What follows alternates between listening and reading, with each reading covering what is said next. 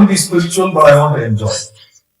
I want to go towards God, but I want to also be cool because I don't want to sound like I'm a total temple going or a mosque going or church going person.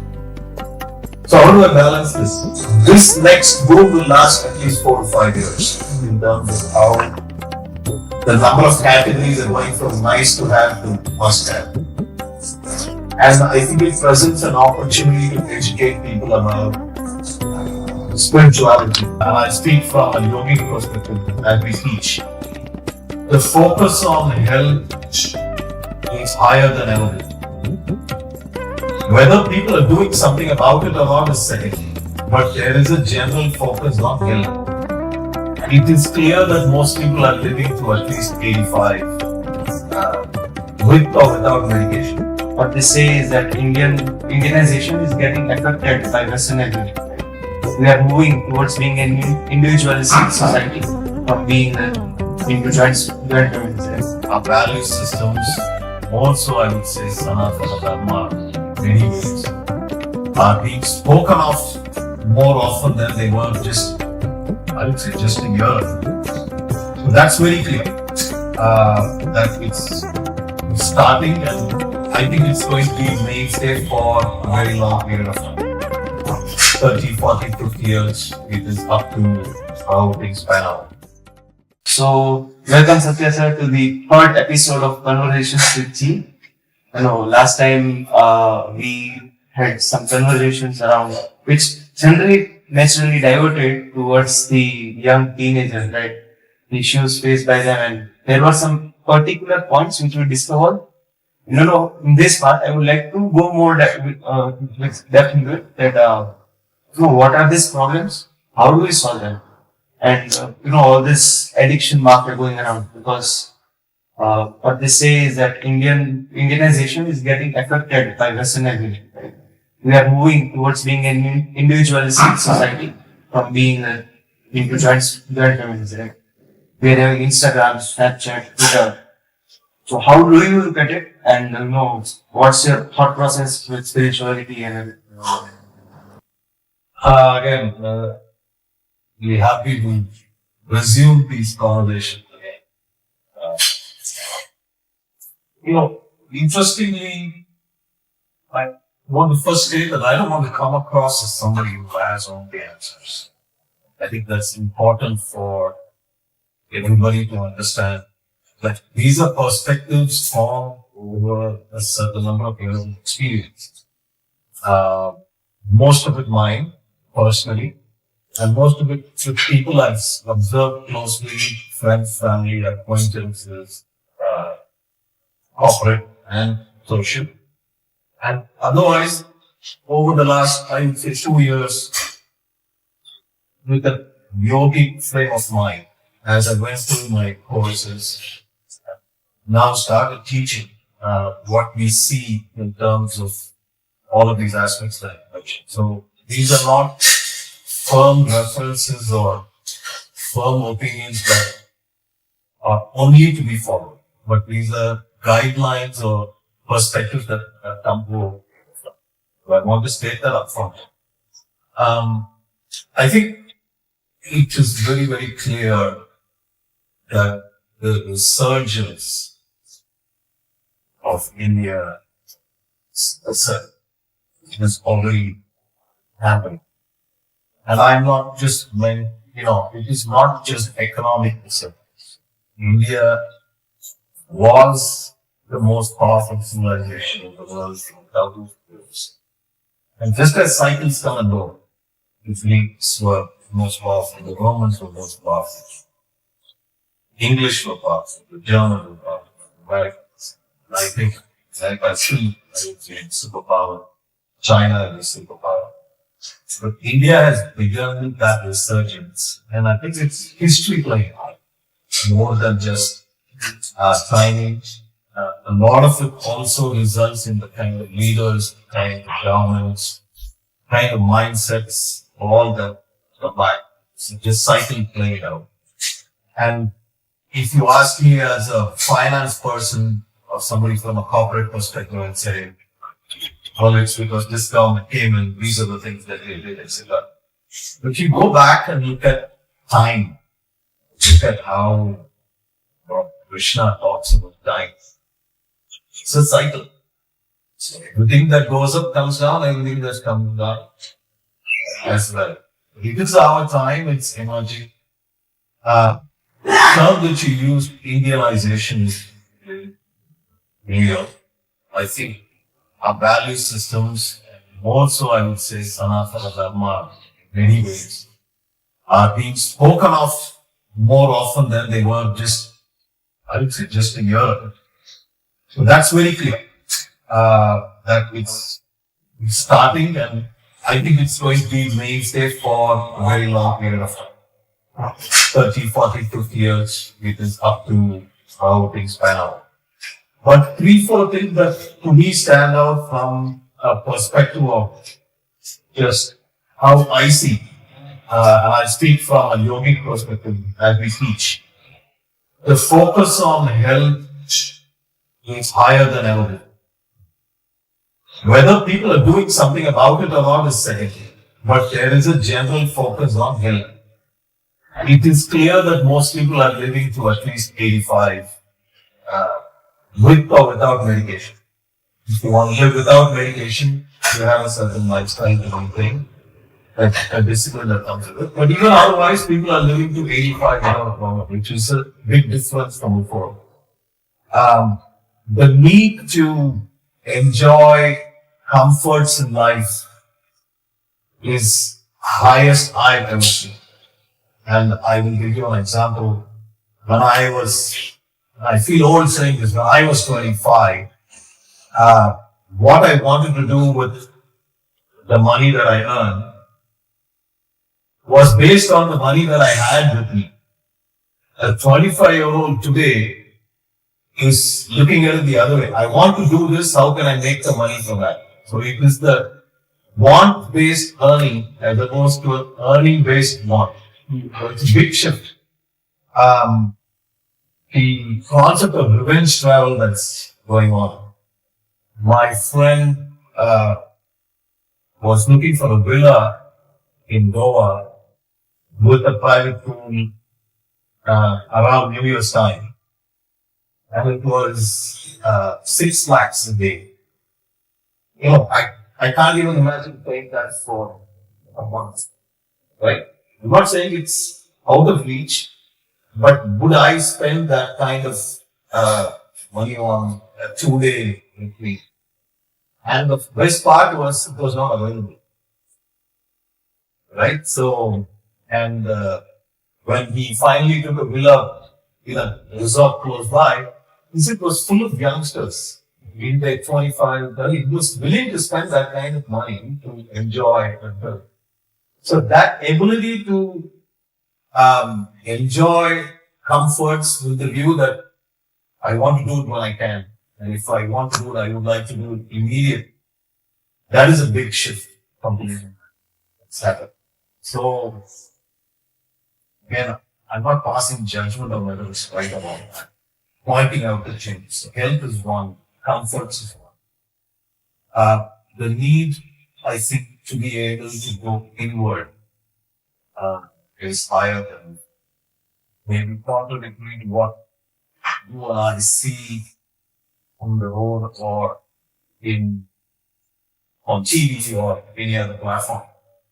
But there is a fundamental need to go inward. And I think it is driven by the fact that Indians are realizing sooner and sooner that going after comforts that are momentary, whether it is buying a phone or buying something, and we talked about it at length, that drive or getting a car, etc. Or resorting to, a smoking or going to have a drink or a party, etc. Those are all momentary, and they're realizing that these are dopamine. There's something else missing. So if you see the number of people who are signing up for Vipassana, the number of people who join Shrish, etc., etc., etc., they are just Most of them are youngsters. I mean, if something is missing, I need to feel that I want to come back and achieve that. So I think that is also a great reset. So to me, the combination of these three is like putting three disconnected aspects coming. I want, or two of them are disconnected. I want to enjoy all the comforts, but I want to go inward. I would say health and going inward are connected. So how do you strike that balance? And it also then relates to the other aspect of if you are working youngster, the work-life balance. How much do I spend at work? But a lot of these terms itself came from the West. Work-life balance was never an Indian term. Your parents, my parents, when did they come home at 5 o'clock?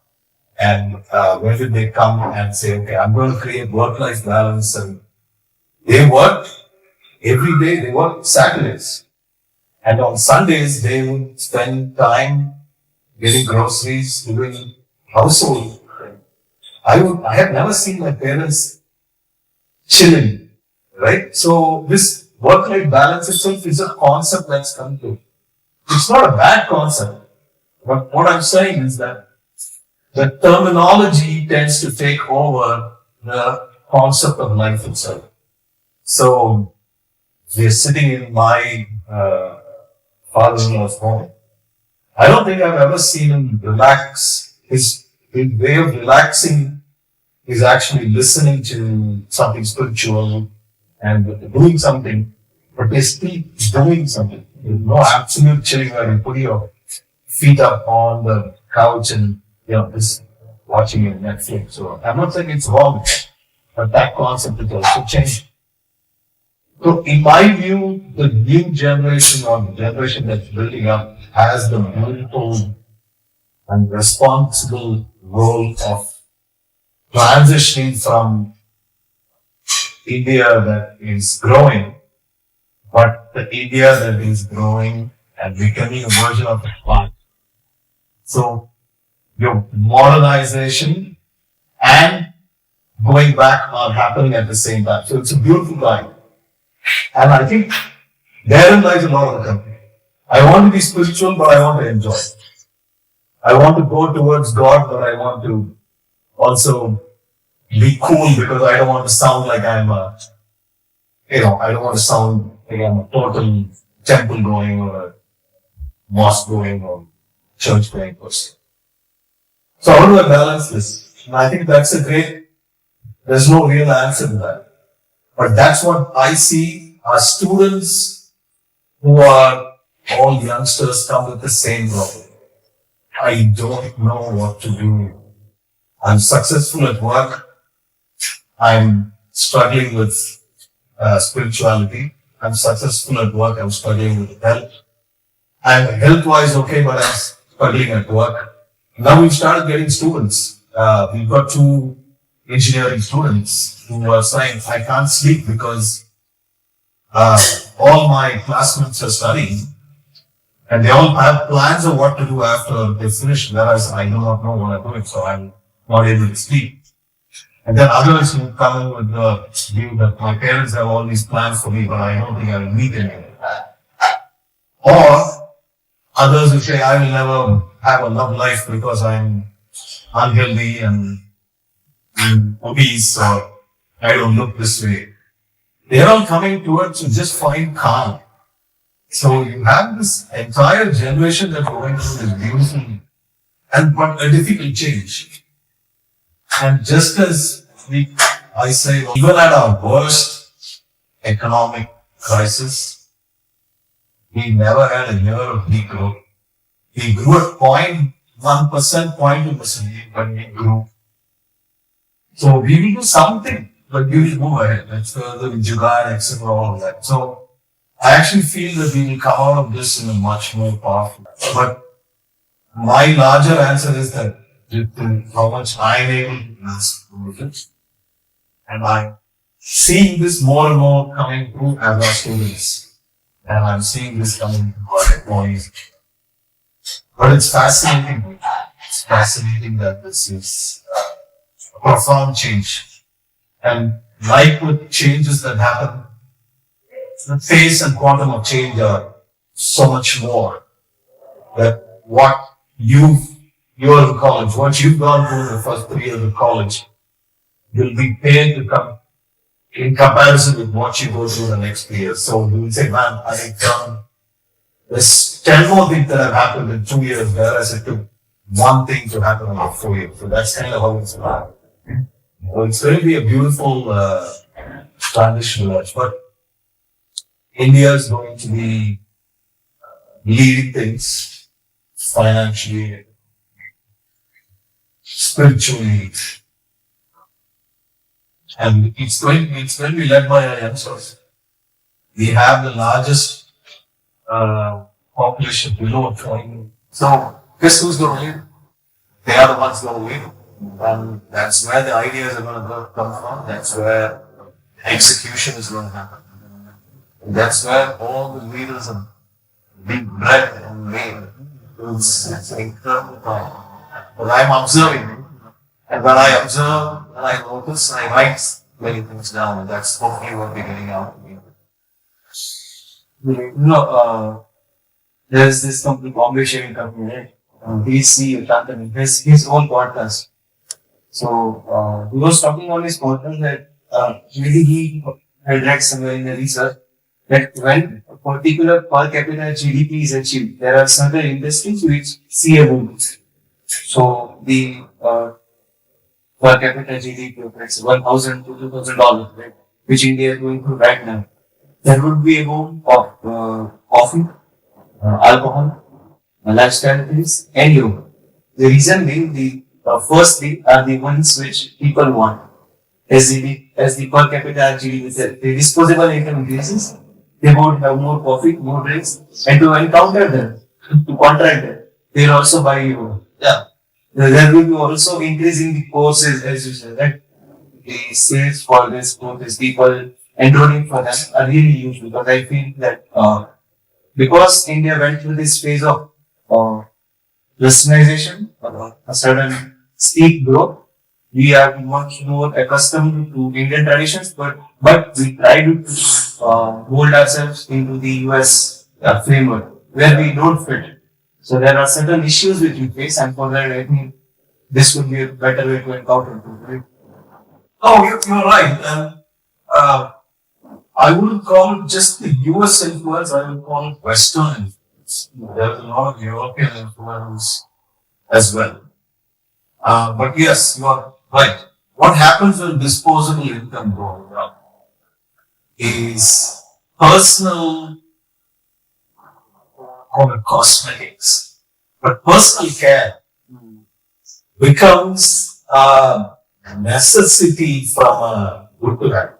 So at work, when my business heads present me for the annual budget of what they want, we have 3 buckets. Must have, good to have, nice to have. It's nice to have a water fountain with Coca-Cola and Sprite coming in fountain in my office. But that's not a must have.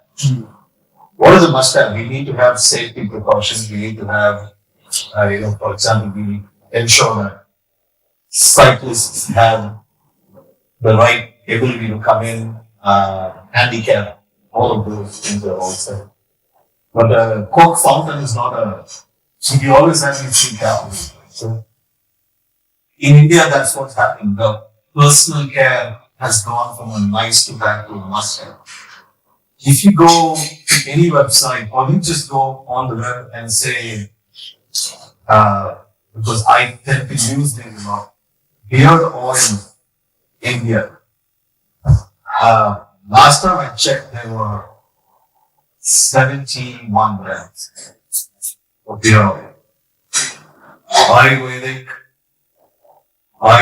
which allows the beard to grow faster, oil that makes the beard curler stronger, this, that, beard smells this way, all of that. And we have 70 plus and it's growing. And all of them, I would say most of them are doing reasonably good. If you look at the personal care listed companies like the Nike, etc., you see their sales, their retention rate is incredible. Somebody buys from them, they keep buying from them more and more. You only need to attract somebody for the first time, then that person starts buying more. So, 4 years ago, how much do you think you would have spent trying to find beer oil? So, who you find, or even 2 years ago, just look at what's happening today. So now people are saying, I would like my coffee with permutation A, B, C, D, E, F, G. And there are coffee startups in India which are very, very good. I got the opportunity to invest in a liquor brand which was making Indian-made vodka, rum, and whiskey. And I didn't. I was not interested. They are doing about, it's 5 years, they're doing about $80 million in sales. India's whiskeys are now rated so Western world. People are clear that I want A, B, C, D with this cut, that gold, this, etc. 10 years ago, would you say that about an Indian whiskey or Indian alcohol or any sort? Right? So, just as those are getting clearer, people want their mangoes a certain way. People want butter naans a certain way, etc. So that clarity and that choice also means that what was earlier discretionary, at least for non-average Indian health, is now a must. So if you see the number of people who are considering sports psychology, sports medicine, sporting coaches, my own brother-in-law is a running coach,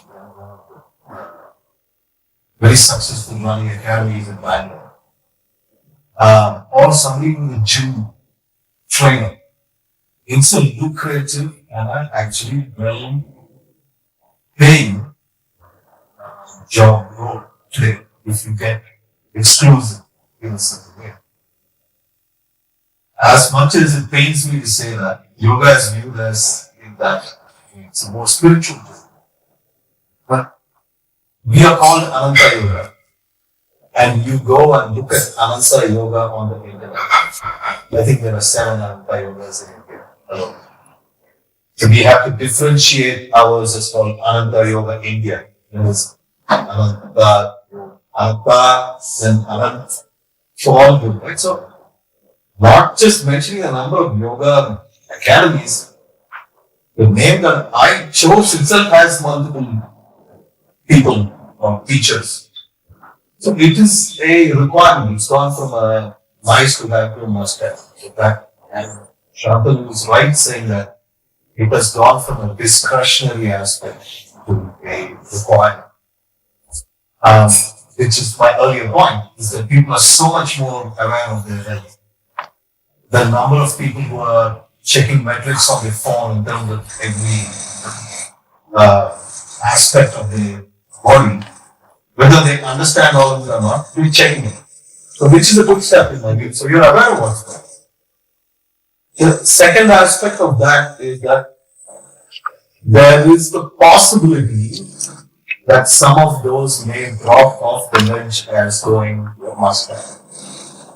So at some point, your economy will say, okay, do I want to spend $2,000 on beer oil? Or do I want to spend 1 lakh on beer oil? No, I want to spend some amount. So there is a limit to which that stays as well, right? So I think this next boom will last at least 4 to 5 years in terms of how the number of categories are going from nice to have to must have. And I think it presents an opportunity to educate people about spirituality. To say the little cliche, spirituality can also be extremely cool. You can be very much ingrained in the modern society and be extremely spiritual. And I know some people who are that, who don't compromise on their faith, who don't compromise on their devotion, but are very much ingrained in what they do. I go to elite companies, they ride fancy bikes and cars, but they're very much grounded, and they're very much in tune with their self and their conscious.